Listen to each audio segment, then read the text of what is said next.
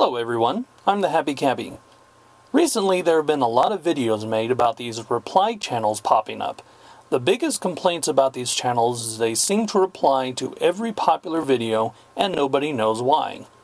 Another complaint about these channels is that their videos often contain little or no substance. Today I'm going to explore and explain the history of viral video replies and also what changes were made to YouTube that paved the way for more and more of these channels to pop up recently. For the possible 10 of you who do not know what type of reply video I'm talking about, allow me to show you the following example. Oh my god, you guys, I just saw the most amazing video and... wait, nobody's paying attention to me. Hold on, let me get something.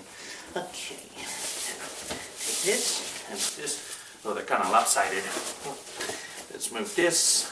Put this down over here. Let's take this. Move this up over here. They're so big, they're in the way. There we go. This shirt's kind of crooked. They're kind of lopsided. Oh my god. Oh my goodness. Goodness me. Oh, they're so big and plump and juicy.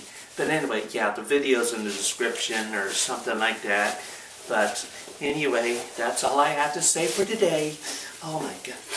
Oh. Now these type of videos themselves do not necessarily violate YouTube's terms of service, in my opinion.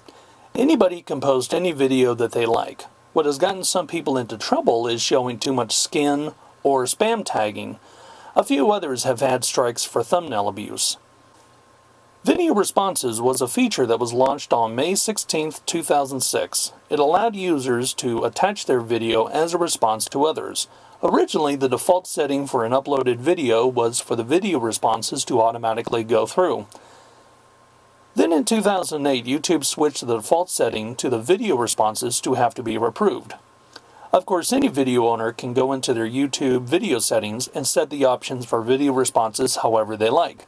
On most of my videos, it is set to automatic. May 3rd, 2007 was a day that changed YouTube forever. It was the day that the announcement of the YouTube Partner Program. Originally, it was open to approximately 40 people and they all had to be in the United States. Blinty3000 from Australia was able to set up shop in America somehow to do this, but he was one of the original 40 or so. Big names at the time such as Brunetto, SMP Films, and Zipster08 were the first to get in. If you have the time to check out Zipster08 and listen to his stories about how the partner program first launched, I would encourage you to do so. Back then, you had to have a meeting via telephone in order to get in. The ability to earn money from doing YouTube videos was the greatest thing that ever happened to YouTube. I can also say that the ability to earn money from doing YouTube videos was the worst thing that ever happened to YouTube. It now made it profitable to do whatever it takes to get views, and in my opinion that caused a lot of people to cash in their values. The partner program back in 2007 and 2008 was very hard to get into. Although by 2008 they were no longer having people attend meetings via telephone, it was still very hard to get into. I myself was turned down a few times before I finally got in back in September 2008. It is in 2008 when the first people to start up channels dedicated to doing video responses popped up. One of the first was a young kid called The Rapper Who Eats. Although his channel is now closed, a few copies of his videos remain. I'll post links down below.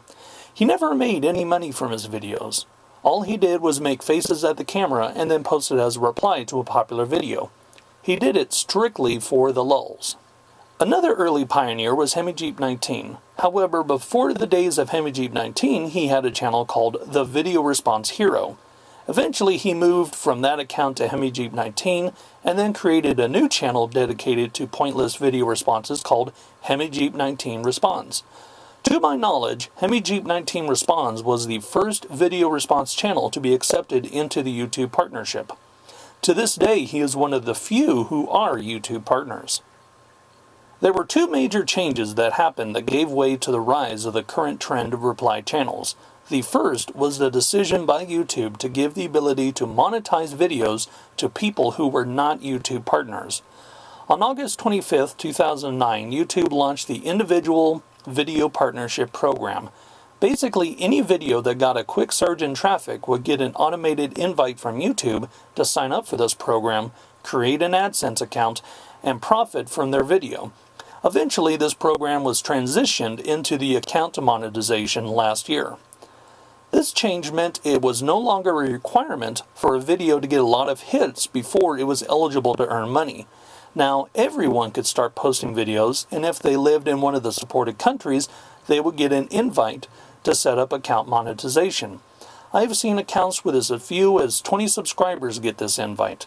All that is needed is to live in one of the supported countries and to upload regularly. The invite is sent automatically. And then you just upload the videos and submit for monetization and start making some money. Now, it is no secret that doing video responses to viral videos is a quick and easy way to get a lot of views. Now, with the Account Monetization program, it is easy to profit from those views. All that is required is to put "re" in front of the title, copy the tags and description, and boom, you are good to go. Because of the nature of viral videos, it is very important to be one of the first people to respond to that video. Because of this, we see the phenomenon that we see now, where it is obvious that the people have not done their research and clearly have no concept of what they are talking about. Taking the time to learn more about the subject will cost them money. It is not important what they say. What is important is that they are the first to say it. Because YouTube promotes monetized videos, these reply videos are showing up in the related column off to the side. Another tool that YouTube uses to rank the videos is user engagement. The more user engagements, the higher YouTube will list it. Rating a video thumbs down will not always work. YouTube also tracks the comments, so by leaving negative comments on all these reply channels, you are in fact helping them rank higher in search results. In 2010, another major change was allowed by YouTube, the ability of networks to recruit other users into joining their network. But let's go back to 2009. YouTube began adding networks who would upload their television shows and movies in exchange for lucrative deals on revenue sharing. As an added perk, they granted them show status, which allowed them the ability to disable flagging. These were Hollywood productions that did not carry the risk of user-generated content. At the same time, a few channels were added in as a beta test. Smosh and Fred were among the few who were chosen. Of course, Smosh did get suspended once, but Fred is certainly family-friendly, even if you don't like his videos. Starting in 2010, networks began recruiting YouTube users and started adding them. Some of them offered guaranteed income based on whatever views you got, while others offered a percentage of the revenues. One advantage of being in a network is that you don't have to worry about click bombing. The other is that the network can bring all of your channels on board and make them partner regardless of subscriber count, and with all the perks that come with being a partner, such as banners, custom thumbnails, and priority promotion even above monetized videos. In 2011, the recruitment efforts were in full swing and new networks were springing up. I myself was recruited by one in February 2011 and I signed up in March. While there are a few things I would change, for the most part I am happy with my decision and the network that I'm in. A few of these reply channels were recruited by these networks, and to my knowledge so far 2 have joined them. For a while, those in the networks enjoyed the ability to disable flagging on their videos. However, that ability was taken away about 2 weeks ago. Now, one of the most frequently asked questions regarding these reply channels is, why do they do it? Why do they post video after video after video after video when it is clear that the majority of their viewers are just there to troll them and to thumb down their videos?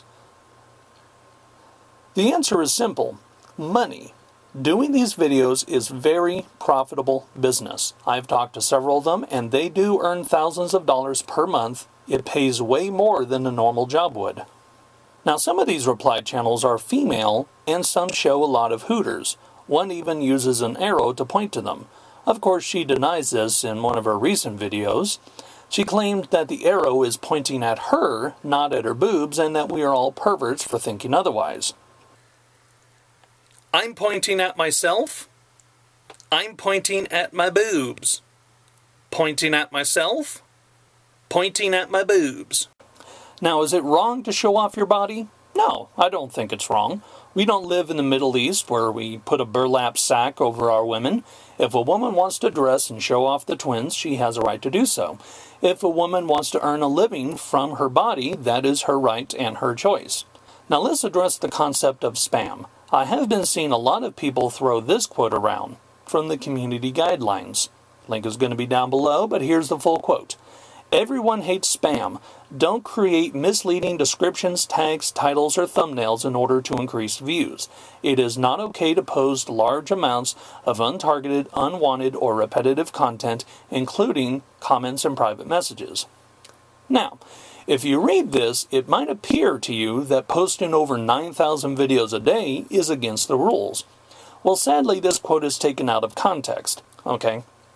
So as you can see, the part about repetitive content, that's regarding, we've all gotten these messages. It's like, hey, I love your video. You should check out subforsub.com, or posting comments on people's channels. It's like, click here and, check out me naked or stuff like that. That's what that is referring to.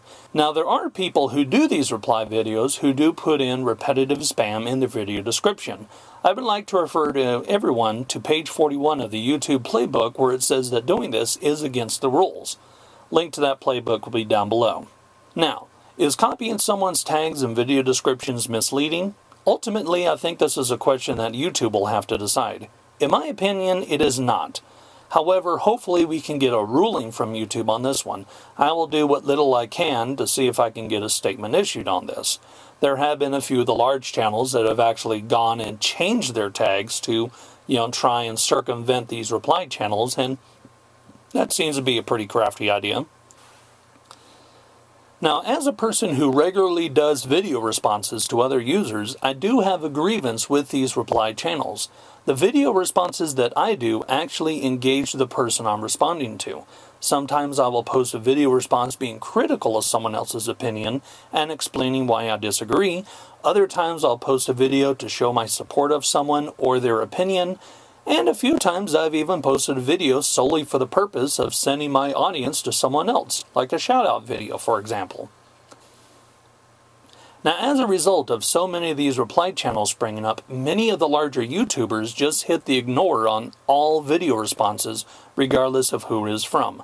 This actually cost me views and money. However, YouTube is pretty much now a business, and it's obvious that these reply channels are more financially successful than I will ever be. And business is all about the money, so it's all fair. Now, some of these reply channels have tried to explain that they are not leeching views, but rather they simply want to introduce their audience to new videos they may not have discovered on their own. Apparently, their audience has no clue how to search for the most popular videos of the day on their own. Well, YouTube already has features set into place that allow you to share videos with your audience. First, there's the ability to favorite a video, provided that you enable your account to share your feed with your subscribers. There is also the ability to add any video into a series of playlists. And then, of course, you can always send out a bulletin. Finally, you can link your YouTube account to your Twitter or your Facebook. So if it was really about sharing, you could just use these tools. Why not just admit it, like everybody else, that you're just there to make money? I'm here to make money, and there's nothing wrong with wanting to make money. Finally, let me address the situation with the Yogscast and their forum. First and foremost, there's a reason that they put their hit list on their forums instead of YouTube. YouTube cannot police the actions people do on other websites. For example, one of the top fitness models, Charlie James, has done pornography. The fact that she has done pornography on other websites does not and should not influence YouTube's decision to make her a partner and to promote her exercise videos. And yes, I know everybody's going to send me messages asking for links. You're not getting them. Just search Charlie James porn on the internet and I'm sure you'll find plenty. Had they put this hit list out on their YouTube channel, they surely would have gotten a strike for doing so. They were very smart to put the hit list out on their forums. I will be linking to the forums down below, as well as a few funny threads I found within it. Now, is flagging every single video against YouTube's rules? Well, you can see for yourself. Go ahead and hit the flag button on my video. As soon as you do, you'll see a warning that pops up advising you that abusing this feature is a violation of community guidelines. It's okay. I mean, you'll actually have to do some other steps before you actually flag the video, but just hit the flag button and you'll see that warning that I'm talking about. So only flag videos that you think are truly violating the terms of service. For example, if you see the same text repeated over and over and over and over and over, that is spam tagging according to the YouTube playbook, which I'll be linking down below. You can flag it for spam, misleading text. If you see a misleading thumbnail, you can flag it for misleading thumbnail. However, I can tell you that by now, all of these reply channels were hit by hundreds, if not thousands, of flags already. A few of their videos have been age restricted, but to my knowledge, no video was removed yet. If you truly wanted the reply channels to go away, here is what you do. Stop watching their videos. Even if you go there just to thumb down the video and leave negative comments, you are still giving them a view, which means you are still giving them money. As long as they're able to profit from doing this, most of them will continue to do it.